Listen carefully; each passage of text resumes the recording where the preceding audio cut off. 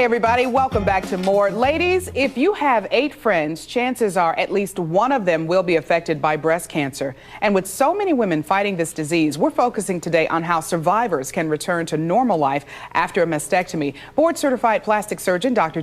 Roth is here with more on breast reconstruction. Dr. Roth, thanks a lot for joining us. You've been with us before, and let me tell you, boy, we've learned a lot since the last time you and I talked. Some interesting statistics that you brought here with us. Why don't you share with us some of the things that you know and see every day with breast cancer? Sure. Well, Monica, everybody knows these statistics. The number that's bantered about often is 1 in 8 American women are going to have this disease. Yeah. So it's a significant disease.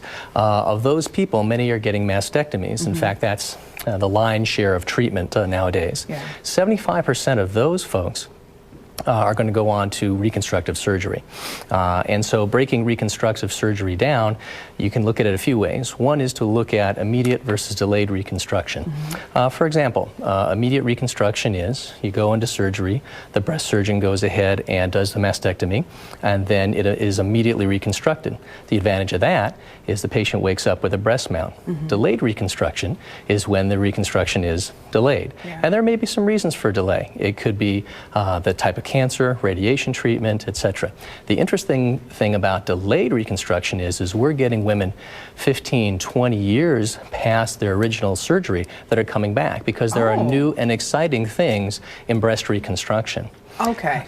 Okay. Let me ask you this. I know, where women are concerned, the breast, that's part of being a female. What is the mental, stress on a woman? How deep does it go? And do you have to deal with that when you have these women coming into your office? Of course. Yeah. A breast reconstructive patient is usually a complex patient because just as you identified, there's so many things going on. Yeah. There's body image going on. They're dealing with a potentially life-threatening disease. Absolutely. And then there's also their relationship with their spouse, et cetera, et cetera. And truly, part of being a woman is that breast mount. Yeah.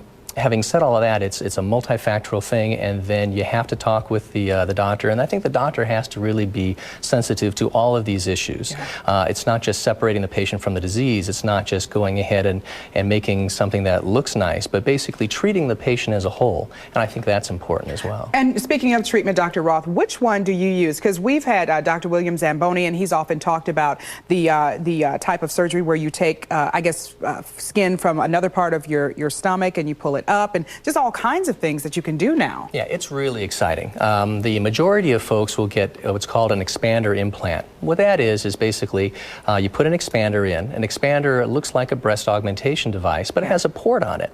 That port allows the physician to put in more fluid, expand out the skin and soft tissue, and then finally switch out that expander for an implant.